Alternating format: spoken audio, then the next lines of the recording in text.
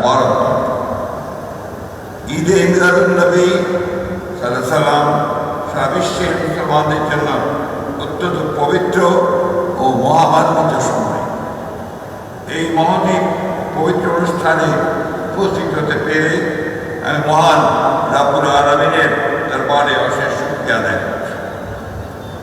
সর্বকালের সর্বশ্রেষ্ঠ মানব, বিশ্ব মানবতার মুক্তির দূত আমাদের প্রিয় নবী হযরত মুহাম্মদ সাল্লাল্লাহু আলাইহি ওয়াসাল্লামের প্রতি জানাই অগণিত সালাম দরুদ।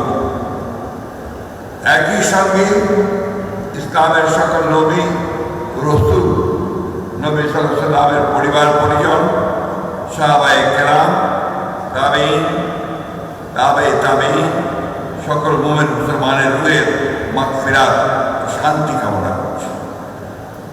প্রিয় মুমিন মুসলমানগণ, মহান আল্লাহ তাআলা মানব জাতির হেদায়েত, মুক্তি ও কল্যাণের জন্য সর্বশেষ নবী রাসূল হযরত মুহাম্মদ সাল্লাল্লাহু আলাইহি ওয়াসাল্লামকে পৃথিবীতে প্রেরণ করেছেন। তার আগমন মানব সভ্যতার ইতিহাসে এক অনন্য ও অবিস্মরণীয় ঘটনা। তিনি সমগ্র বিশ্বের জন্য রহমত স্বরূপ। পবিত্র কোরআনে মহান আল্লাহ বলেন, আমি আপনাকে সমগ্র বিশ্ব জগতের জন্য রহমত স্বরূপ প্রেরণ করেছি। সূরা আল-আম্বিয়া আয়াত 107। হযরত মুহাম্মদ সাল্লাল্লাহু আলাইহি ওয়াসাল্লামের জীবন ও আদর্শ বিশ্ব মানবতার জন্য চিরন্তন পথনির্দেশ। তার চরিত্রে সত্যবাদিতা, ন্যায়পরায়ণতা, ক্ষমাশীলতা, সহনশীলতা, মানবিকতা ও পরম মমত্ববোধের অনন্য সমন্বয় ঘটেছে। দরিদ্র, এতিম, অসহায় ও নিপীড়িত মানুষের প্রতি তিনি ছিলেন মমতাশীল। নারী, শিশু, প্রতিবেশী, মেহনতি মানুষের অধিকার আদায়ে তিনি দিয়ে গেছেন সুস্পষ্ট নির্দেশনা। তিনি মানুষকে শিখিয়েছেন ধর্ম, বর্ণ, গোত্র, ভাষা, অঞ্চল কিংবা সামাজিক অবস্থানের কারণে কোনো মানুষকে অবজ্ঞা করা যাবে না। মানুষের মর্যাদা প্রতিষ্ঠা এবং ন্যায় ও ইনসাফের সমাজ গঠনই ছিল তার অন্যতম শিক্ষা। রাসূলুল্লাহ সাল্লাল্লাহু আলাইহি ওয়াসাল্লাম বলেছেন, তোমাদের মধ্যে সেই ব্যক্তি উত্তম যে তার চরিত্র উত্তম। মহান আল্লাহ রাসূল সাল্লাল্লাহু আলাইহি ওয়াসাল্লামের অনুপম চরিত্রের প্রশংসা করে পবিত্র কোরআনে ইরশাদ করেছেন, নিশ্চয়ই আপনি মহান চরিত্রের অধিকারী। সূরা আল-আহজাব আয়াত 21। মহানবী সাল্লাল্লাহু আলাইহি ওয়াসাল্লামের এই পবিত্র চারিত্রিক বৈশিষ্ট্য ও শিক্ষা আমাদের ব্যক্তি, পারিবারিক, সামাজিক ও রাষ্ট্রীয় জীবনে সততা, নৈতিকতা ও উত্তম চরিত্রের সর্বোচ্চ গুরুত্বকে স্মরণ করিয়ে দেয়। আল্লাহ বলেন, রাসূল করিম সাল্লাল্লাহু আলাইহি ওয়াসাল্লাম বলেন, উসওয়াতুন হাসানা অর্থাৎ সর্বশ্রেষ্ঠ আদর্শ। আজকের বিশ্বে হিংসা, সংঘাত, অসহিষ্ণুতা, বৈষম্য, উগ্রতা, মিথ্যা ও নৈতিক অবক্ষয় যে বিস্তার করছে, তা থেকে উত্তরণের জন্য মহানবী সাল্লাল্লাহু আলাইহি ওয়াসাল্লামের আদর্শ অনুসরণের কোনো বিকল্প নেই। তার বিদায়বাদের ভাষণে মানব মর্যাদা, সাম্য, ভ্রাতৃত্ব, ন্যায় বিচার, পারস্পরিক অধিকারের যে মহান শিক্ষা উচ্চারিত হয়েছিল, তা আজও সমগ্র বিশ্বে মানব জাতির জন্য অত্যন্ত প্রাসঙ্গিক। মহানবী সাল্লাল্লাহু আলাইহি ওয়াসাল্লামের মাধ্যমে আল্লাহ তাআলা সার্বজনীন, চিরন্তন ও পূর্ণাঙ্গ জীবন বিধান, কমপ্লিট কোড অফ লাইফ, পবিত্র কোরআন নাযিল করেন।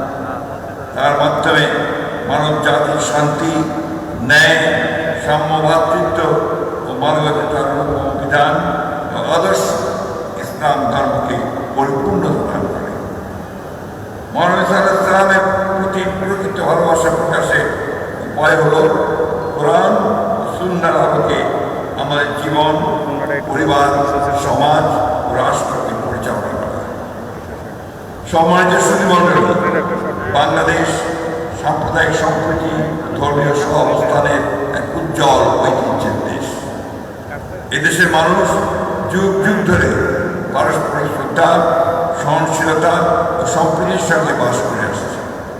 মহানবী সাল্লাল্লাহু আলাইহি ওয়াসাল্লামের অন্যান্য ধর্মাবলম্বীর সমন্বয়ে যে সমাজ ব্যবস্থা পারস্পরিক অধিকার সম্পূর্ণ শান্তিপূর্ণ অবস্থানে দৃষ্টান্ত স্থাপন করেছেন, আমাদের জাতীয় জীবনে শান্তি ও সম্প্রীতি প্রতিষ্ঠায় তা অনুসরণ।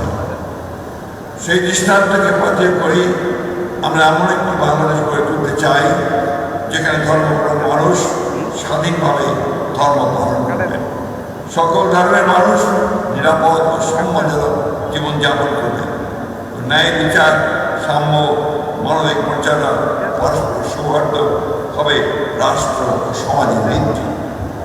সম্মানিত সুধীমণ্ডলী, বাংলাদেশের মানুষের ধর্মীয় বিশ্বাস, মূল্যবোধ ও ইসলামী সংস্কৃতির সঙ্গে আমাদের জাতীয় জীবনের সম্পর্ক অত্যন্ত গভীর।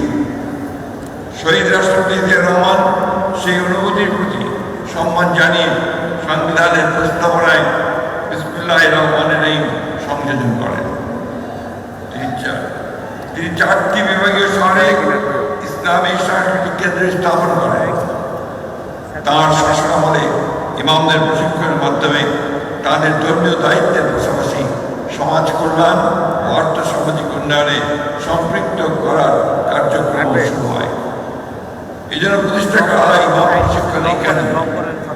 পরবর্তীতে 1999 সালে সাবেক প্রধানমন্ত্রী দেশনেত্রী বেগম খালেদা জিয়া মসজিদ ভিত্তিক শিশু ও গণশিক্ষা কার্যক্রম চালু করেন।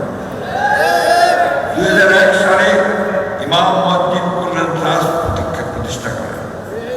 এসব উদ্যোগের মাধ্যমে মসজিদ, ইমাম, ধর্মীয় শিক্ষা এবং সমাজে ইসলামী নৈতিক মূল্যবোধের বিকাশে প্রাতিষ্ঠানিক সহায়তার পরিধি সম্প্রসারিত হয়েছে। বর্তমান সরকার ধর্মীয় নেতাদের মর্যাদা বৃদ্ধি, তাদের কল্যাণ নিশ্চিত করতে প্রতিশ্রুতিবদ্ধ। ইতিমধ্যে ইমাম, মুয়াজ্জিন ও খাদেম সাহেবদের মাসিক সম্মানী ভাতা দেওয়া শুরু হয়েছে। এছাড়া অন্যান্য ধর্মীয় উপাসনালয়ে সেবাদানকারীদেরও সম্মানী ভাতা প্রদানের কাজ শুরু হয়েছে। আমি আশা করি 2030 সাল আগে প্রতিশ্রুতি অনুসারে দেশের সকল মসজিদ সহ অন্যান্য ধর্মীয় উপাসনালয় মাসিক সম্মানী ভাতার আওতায় আসবে। প্রিয় আলেম ও উলামা ও পীর ভাষায় আমরা ধর্মীয় ও নৈতিক মূল্যবোধের পথ প্রদর্শক। মসজিদের মেম্বার থেকে আপনার কোটি মানুষের কাছে সত্য, ন্যায়, সততা, ভাতৃত্ব, মানবতার বাণী পৌঁছে দেয়। তাই সমাজ থেকে দুর্নীতি, মাদক, সন্ত্রাস, সাম্প্রদায়িক বিদ্বেষ, গুজব, হিংসা, নারী ও শিশু নির্যাতন এবং অসহিষ্ণুতা দূর করতে আপনাদের ভূমিকা অত্যন্ত গুরুত্বপূর্ণ। আমি আবার পুনরায় বলছি, অসহিষ্ণুতা দূর করতে আপনাদের ভূমিকা অত্যন্ত। আমি আশা করব ইসলামের প্রকৃত শিক্ষা, নবী করিম সাল্লাল্লাহু আলাইহি সাল্লামের জীবন দর্শন তুলে ধরে তরুণ প্রজন্মকে নৈতিকতা, দেশপ্রেম ও মানবিক মূল্যবোধ উদ্বুদ্ধ করতে আপনারা অনুপ্রাণিত করবেন। আমাদের মনে রাখতে হবে, বিভেদ, প্রতিহিংসা, প্রতিশোধ কোনো জাতিকে শক্তিশালী করে না।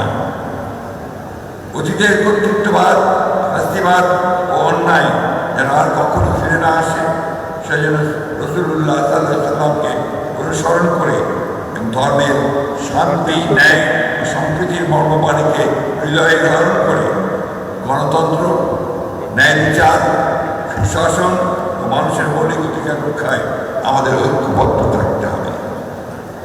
উপস্থিত আয়োজকবৃন্দ, এই অনুষ্ঠানে আমাকে আমন্ত্রণ জানানোর জন্য আমি আবারও সবাইকে বিশেষভাবে ধন্যবাদ জানাচ্ছি। আপনারা বিশেষ করে ইসলামিক ফাউন্ডেশন দীর্ঘদিন ধরে দেশের ধর্মীয় শিক্ষা, ইসলামিক সংস্কৃতি, গবেষণা, প্রকাশনা, মসজিদ ভিত্তিক কার্যক্রম, ধর্মীয় মূল্যবোধ বিকাশে গুরুত্বপূর্ণ ভূমিকা পালন করে আসছে।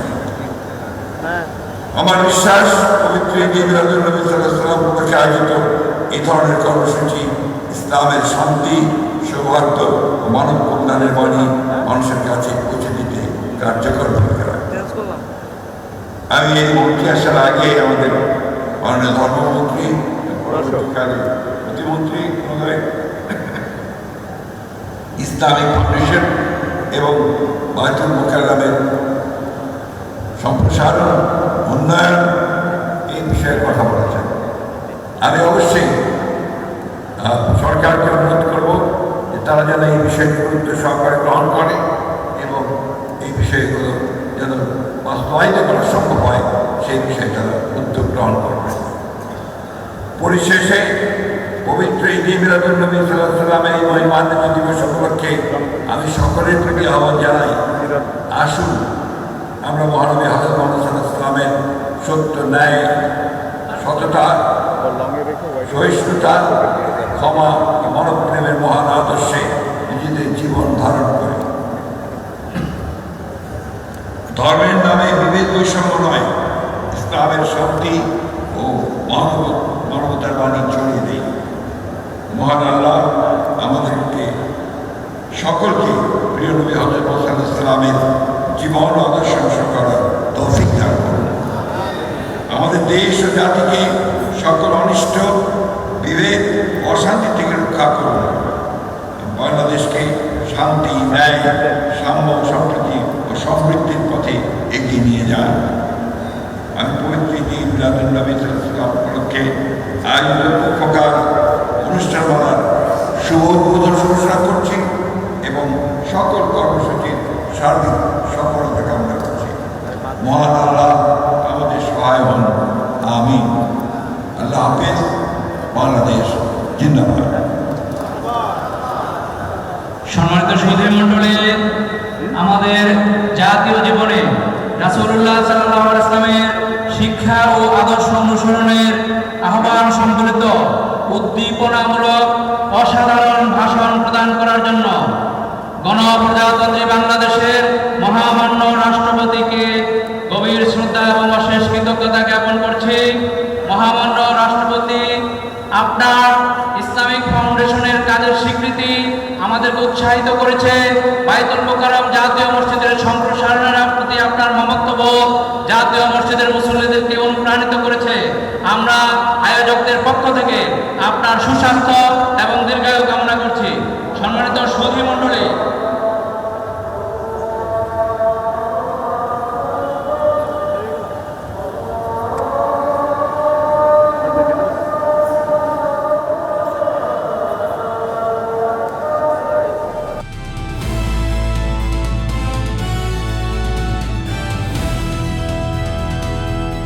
দিনাজপুর টিভি, মানুষের জীবনের কথা বলে।